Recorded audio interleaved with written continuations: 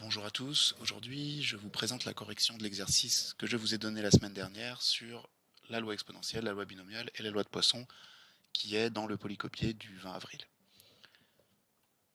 L'énoncé de cet exercice, donc c'est une machine qui comporte 10 composants. Chacun de ces composants a une certaine durée de vie et finit par tomber en panne. On est là dans un phénomène de file d'attente, c'est-à-dire que on se place devant la machine et on attend la panne d'un composant. On se demande quand va tomber en panne ce composant. Alors pourquoi file d'attente? Parce que donc c'est un lieu où il y a des arrivées, et là ici les arrivées ce sont les pannes. D'autres exemples qui sont donnés dans le cours, c'est les arrivées de clients à une caisse de magasin, les arrivées d'appels téléphoniques, etc. Donc ici, phénomène de file d'attente, pour chaque composant, on attend sa prochaine panne, et l'intervalle de temps qui sépare deux pannes est modélisé par une loi exponentielle, donc est représenté par une variable de loi exponentielle. Le temps entre deux pannes. La moyenne de ce temps est ici de 10 jours en fait. C'est la durée de vie d'un composant, c'est-à-dire le temps qu'il va fonctionner avant de tomber à nouveau en panne. On installe un nouveau composant, enfin on répare un composant, et il va fonctionner un certain temps, qui est sa durée de vie, jusqu'à la prochaine panne. En moyenne, cette durée de vie est de 10 jours. Je passe sur les autres informations qui serviront plus loin. Alors la première question, c'est quel est le paramètre lambda de la loi exponentielle que suit la durée de vie x d'un composant. Alors la durée de vie x d'un composant est donnée par une loi exponentielle, c'est l'intervalle de temps séparant deux arrivées dans la file d'attente, et l'on doit savoir par cœur que l'espérance de x, donc l'espérance d'une variable de loi exponentielle de paramètre lambda, c'est 1 sur lambda. C'est l'inverse de lambda. Donc il faut le savoir. Et il faut, pour s'en souvenir, on peut faire le lien avec la loi de Poisson, pour laquelle l'espérance, c'est justement l'inverse. L'espérance d'une loi de Poisson, c'est lambda.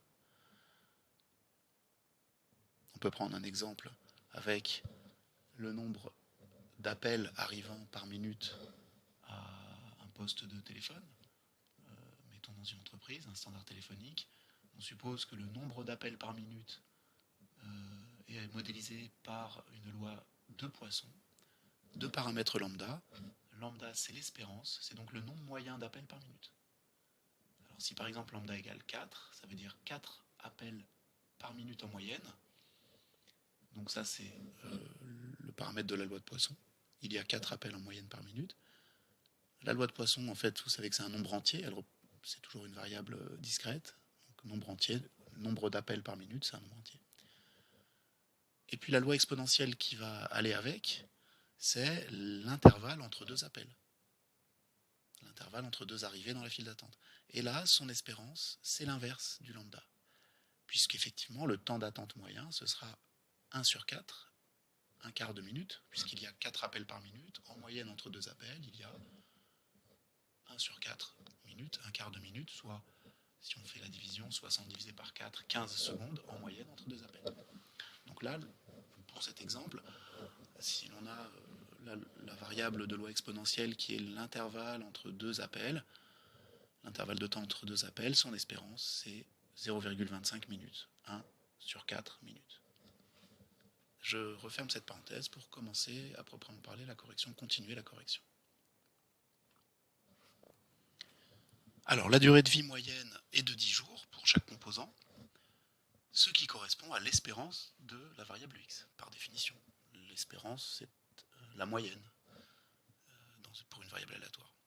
Donc son espérance vaut 10, et par définition de la loi exponentielle, c'est le 1 sur lambda qui vaut 10. Par un petit calcul, on inverse, et lambda égale 1 sur 10, soit 0,1. Donc voilà le paramètre de notre loi exponentielle. Maintenant, on nous demande de calculer des probabilités. La première, c'est que la durée de vie d'un composant soit au moins égale à 8 jours. Un composant fonctionne pendant au moins 8 jours, ça veut dire x supérieur ou égal à 8. Deuxième probabilité, qu'il fonctionne au maximum 6 jours, c'est cette fois que sa durée de vie ne dépasse pas 6 jours, c'est-à-dire qu'elle soit inférieure ou égale à 6. Donc on nous demande ces deux probabilités que vous voyez là. Une remarque qui est assez importante, c'est que pour les lois continues, c'est-à-dire les lois à densité comme la loi exponentielle, la loi uniforme que vous avez dans le cours, c'est-à-dire dont les probabilités se calculent par les intégrales des fonctions densité,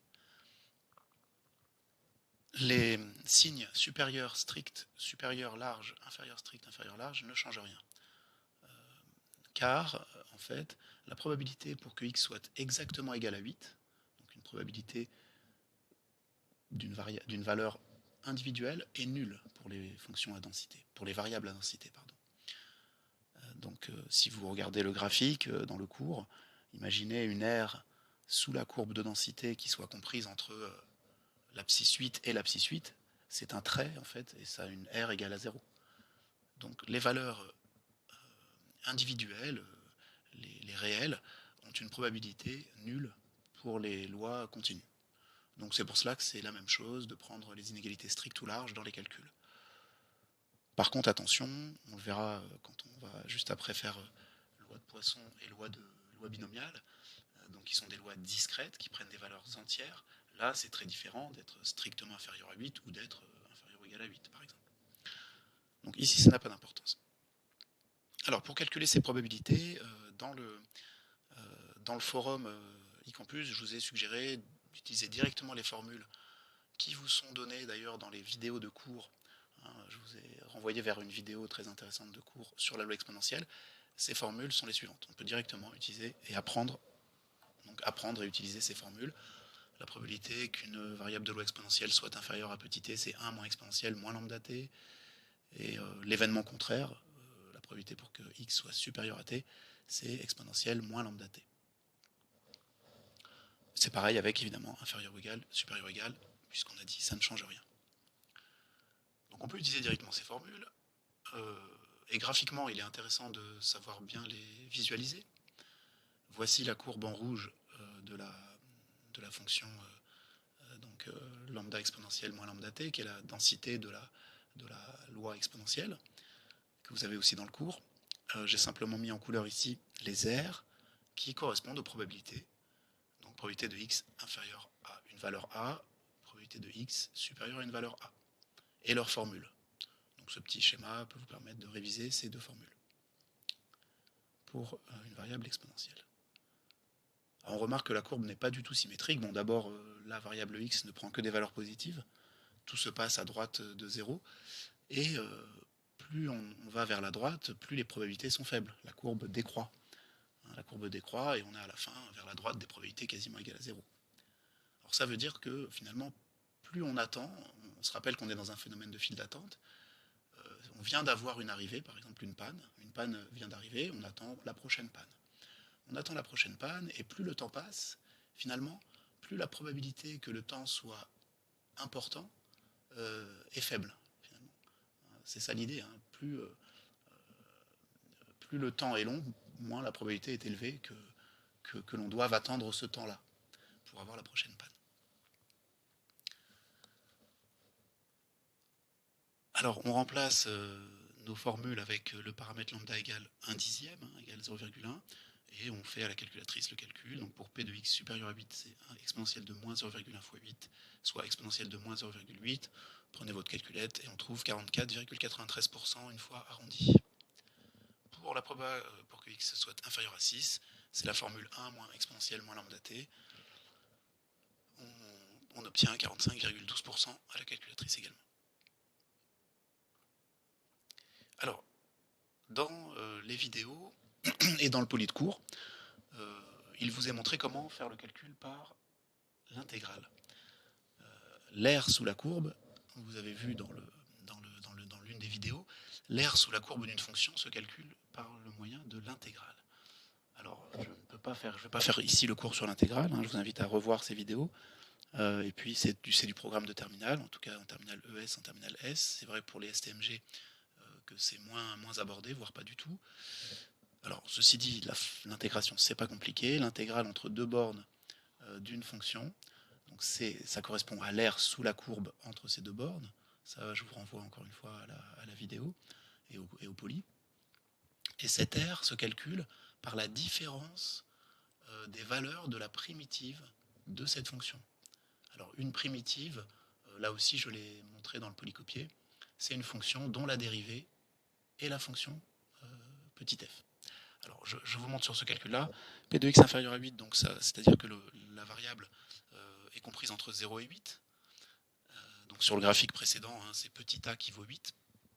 Donc on cherche l'aire sous la courbe entre 0 et 8 de la fonction, sous la courbe de la fonction lambda exponentielle moins lambda x, qui est la courbe en rouge. Donc l'aire comprise entre l'abscisse 0 et l'abscisse 8, et qui est sous la courbe de la fonction lambda exponentielle moins lambda x, c'est justement cette intégrale que vous voyez écrite ici.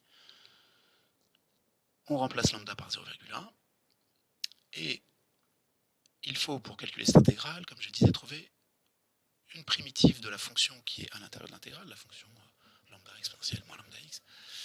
Et justement, une primitive de cette fonction, c'est grand f égale moins exponentielle de moins 0,1x. Alors la justification, c'est par la dérivée, puisque pour trouver une primitive, en fait, on fait le chemin inverse de la dérivation. Puisqu'il faut trouver la fonction qui, une fois dérivée, donnera 0,1 exponentielle moins 0,1x.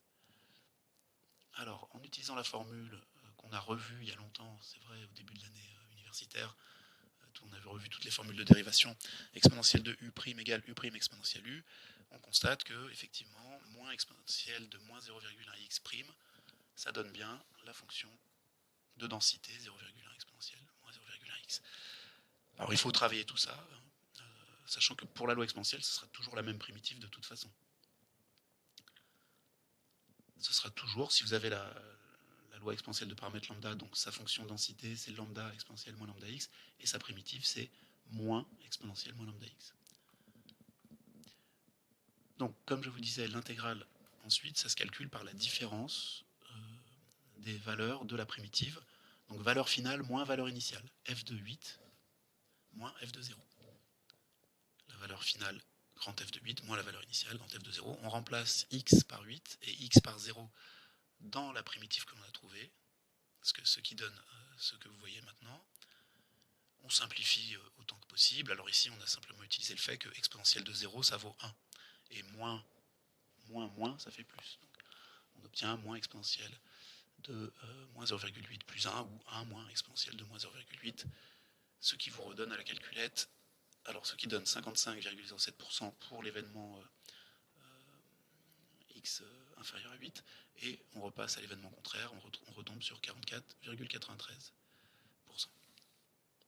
Ah oui, alors j'ai sauté une explication que vous avez un peu au-dessus, j'ai écrit qu'il fallait passer par l'événement contraire avant de faire l'intégrale, parce que pour la probabilité de x supérieure à 8, en fait, l'aire que vous auriez à calculer, elle va de 8 jusqu'à l'infini. Et ça, vous ne savez pas faire, donc le mieux, c'est de passer par l'événement contraire qui, lui, est donc entre 0 et 8. Le contraire de supérieur à 8, c'est entre 0 et 8, ce qui vous donne une intégrale entre 0 et 8 que l'on sait faire.